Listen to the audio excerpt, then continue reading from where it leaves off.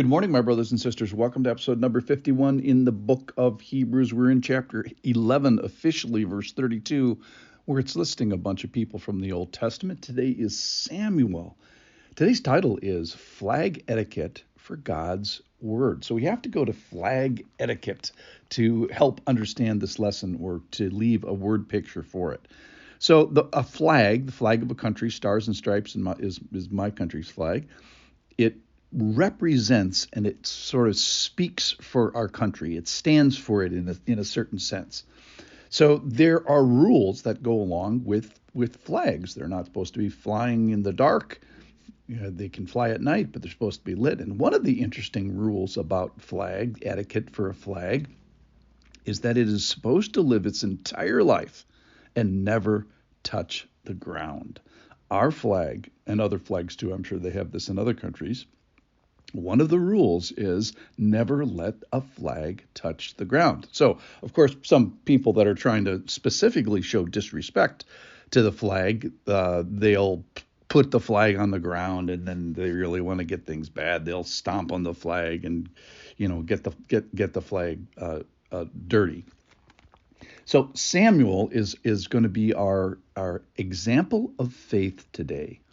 And he knew that God was positionally holy, and he knew that God was set apart, and that words that emanate from his mouth are special and holy.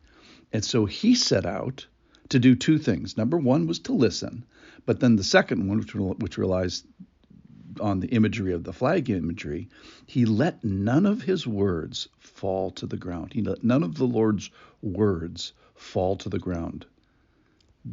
That specifically says that's in 1 Samuel chapter 3, verse 18. He let none of his words fall to the ground. So similarly to the flag and flag etiquette, I think one of the things that brings the life of Samuel's faith out is this imagery of not letting God's word fall to the ground. Okay, so who was Samuel?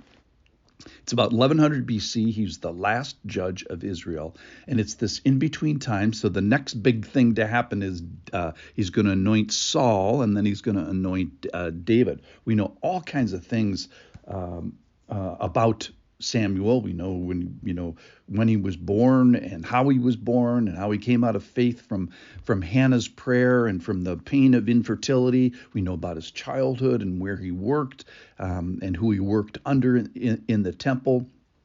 And his name means heard by God. So heard by God is a communication. Can either mean one of two things. It's either that it's a communication of us to God, because he's a prophet and a judge and a priest. We know that he grew in favor with the Lord. The Lord came and stood and called out to him. So he specifically called Samuel. And you remember it happened at night 3 times. And he said, "Here I am." And finally he says, "Speak, for I am listening." So there's 2 things I want to highlight about Samuel here today. The first one is that he was a listener. So the Lord can speak, and the Lord does speak. And in this time at 1100 BC, the Lord specifically said, "Hey, I am about to do a thing." So the Lord appropriately speaks and authoritatively speaks. What he needs listeners. And Samuel is a great example of a listener. He says, "Lord, I'm going to hear to you. I'm going to be inclined to you, committed to you. I'm going to be a practiced listener." It's hearing God when he's here, when God comes, when he's here. Hearing, H-E-A-R, hearing God when he is here, H-E-R-E. So the Lord has come. He cares. He speaks. And one of the things that Samuel should be lauded for in the Hall of Fame of Faith is these antennae to listening. All right, so then the second thing relates to the flag, and that is Samuel grew, and the Lord was with him, and he let none of his words fall to the ground. So remember, the big topic that we're talking about here is faith. In the Hall of Fame of Faith, Hebrews chapter 11. So faith is, what is faith? Faith is trusting in the person of God before the promises of God are received and before the circumstances are clear. So it's this before part. How do we think about God, and how do we treat him? Well, Samuel is a great example of this. So Samuel's listening posture, if you will, is one of respect for the word, one of valuing the word, like you would with a flag. I'm going to hear it, and then I'm not going to let it, touch the ground. I'm going to hear you as a listener. I'm going to be big-eared, if you will, be a receiver of the word. When the Lord speaks, I'm going to hear him. And then respect for the word. So listening to the word in a sense of not letting any of the words touch the ground like the flag. So the time for faith is before we see the clear pictures of God's promises manifest. Abraham said it well, that he followed the Lord when he didn't know where he was going. So the time for faith is before we see clearly. And faith is what we do in the meantime. It's that before time. And Samuel here treats God in a particular way. He sets his heart. He says, I'm going to hear you, and then I'm not going to let any of your words touch the ground. So those two things. So Samuel, like a good flag etiquette person, let none of God's words fall to the ground.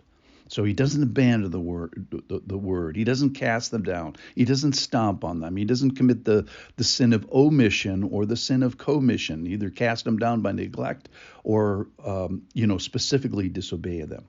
So his heart was tuned to hear the word, and he paid attention. He listened, and then he doesn't despise the word, if you will. So the prayer today is, speak, Lord. I am your servant here like Samuel. I am inclined to listen. I'm inclined to think of you as Lord, as boss, as the one to be followed. So please speak, and Lord, I will hear you. And then I will commit myself not to let your words fall to the ground. I will obey. I will enact. I will be soft-hearted towards them. I will honor them and consider. I will lean into them and then walk with your spirit.